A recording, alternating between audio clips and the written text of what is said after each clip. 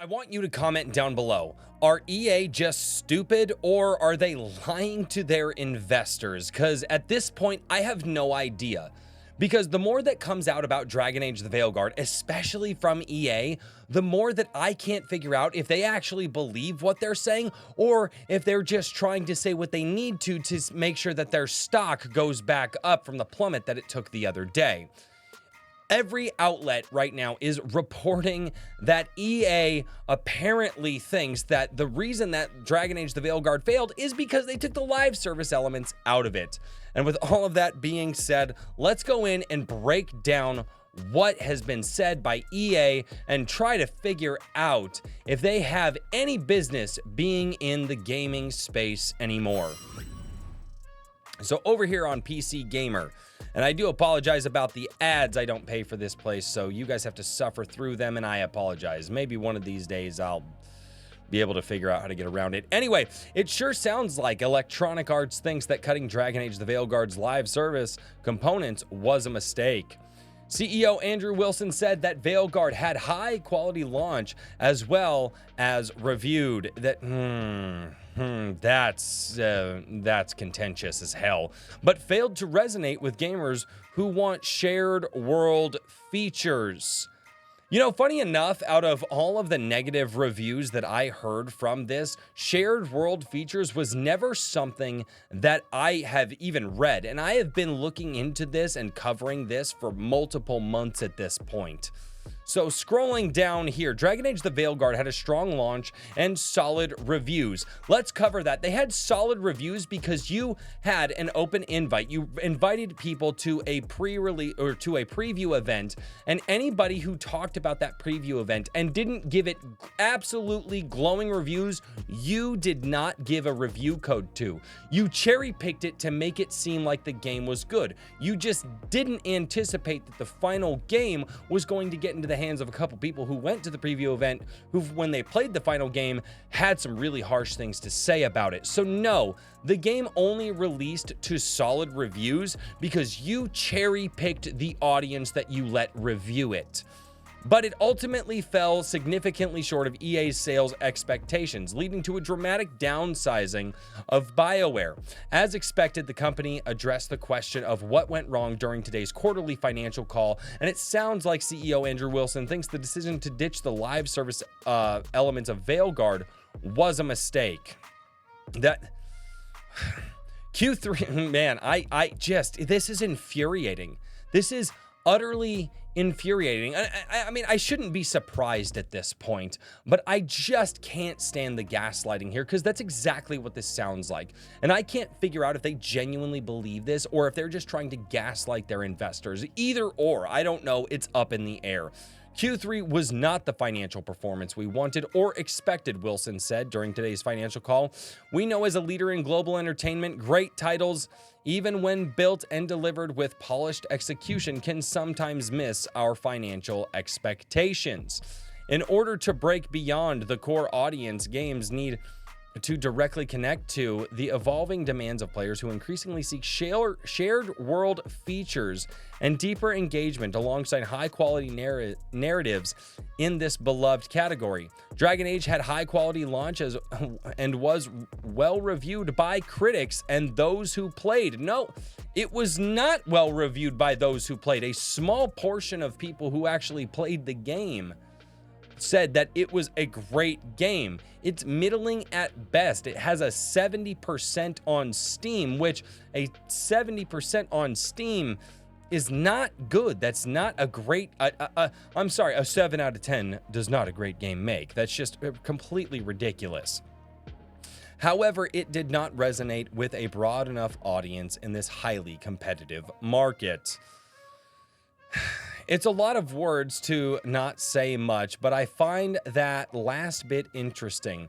It's well known that Dragon Age the Veilguard was initially intended to have substantial live service component, reflecting EA's commitment to live service games.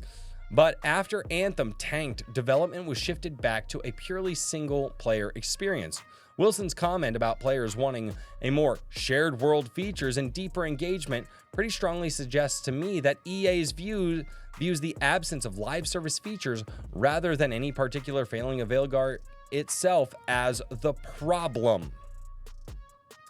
EA's chief financial officer, Stuart Canfield, echoed Wilson's statement in his own comments on Veilguard. Historically, blockbuster storytelling has been the primary way our industry has brought beloved IPs to players. This game's financial performance highlights the evolving industry landscape and reinforces the importance of our actions to reallocate towards our most significant and highest potential opportunities. You mean the highest potential opportunities to gouge your player base and rip money out of their wallets by using gambling mechanics in order to trick people into thinking they're actually getting value. I'm sorry, if you actually look at any of EA's other games out there that perform to the financial expectations that they want, you will absolutely see that this is what they are talking about. Lest there be any doubt, Wilson also noted during today's call that live services represent 74% of EA's business. Specifically, as reported in EA's Form 8K filing, EA earned $7.347 billion in the calendar year 2024. Of that, $5.449 billion came from live services and other. That's a big chunk of change that you're not going to get from one and done video game sales, and it feels it's what Canfield is referring to when he says most significant and highest potential opportunities, especially since he refers to blockbuster storytelling in the past tense. Dragon Age appears to be done and over, at least for now, but this possible reassessment of the value of single-player games could potentially have an impact on the next Mass Effect. I can't wait for the live service Mass Effect to come out and absolutely tank. Despite being officially confirmed in 2020, there's still only a core team at what remains of BioWare working on it. And earlier today, Mass Effect chief Michael Gamble said on X that development is still in pre-production. Dragon Age: The Veilguard was reportedly in early production when the decision was made to strip its live service components, and given how that worked out, perhaps we'll see the reverse on the next Mass Effect. I cannot believe that they're actually trying to sell this line. And I hope that any of the investors in this company are listening to the audience and not listening to EA, because it's blatantly obvious that EA has no idea what's going on in the video game space anymore. They ceased to be a video game company years ago, and at this point, they're just trying to kowtow to all of the investors so that way, money line keep going up, right? The infinite growth of the stock market keeps perpetually just coming into their wallets and ultimately losing every single bit of faith that gamers like myself, who grew up with many EA titles, had in them. You cannot tell me that it's because live service elements were removed from it that's why it's failed.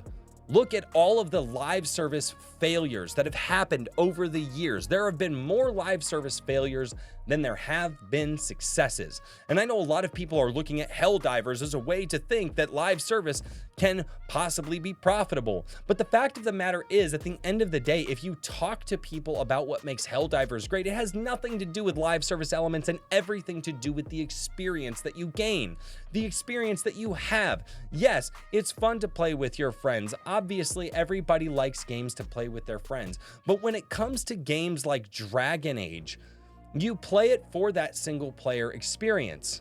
They seem to be woefully disregarding the fact that the writing of that game was completely and utterly atrocious. And not only that, they seem to be woefully disregarding the fact that as soon as you told players that they had to pull a barv because of their social messaging crap, that players went, whoa, and I'm out. In fact, one of my buddies who was absolutely set and ready to buy the game was like, I'm going to buy that game probably on release, or I'm going to wait for reviews. So some red flags started coming out. I was like, hey dude, red flags on this game. He's like, okay, I'm gonna wait for the skill up review. He and I were on the phone when that dropped, and we watched it, or well, I listened to it while doing other things. And we came back and talked about it, and what a scathing review it was. For a lot of people who are outside of any sort of cultural talk, Skill Up didn't have to talk about all the cultural DEI stuff in it. All he had to do is say every scene was written like HR was in the room. And you know what? He's right. If you understand modern HR and how it works in most corporations, HR is the downfall of productivity in companies and the downfall of creativity. It is one of the biggest things that I would say has led to so many of the problems in modern American corporate world, in the modern American corporate world today. Sorry, I do apologize. My voice is not fully recovered from being sick last week.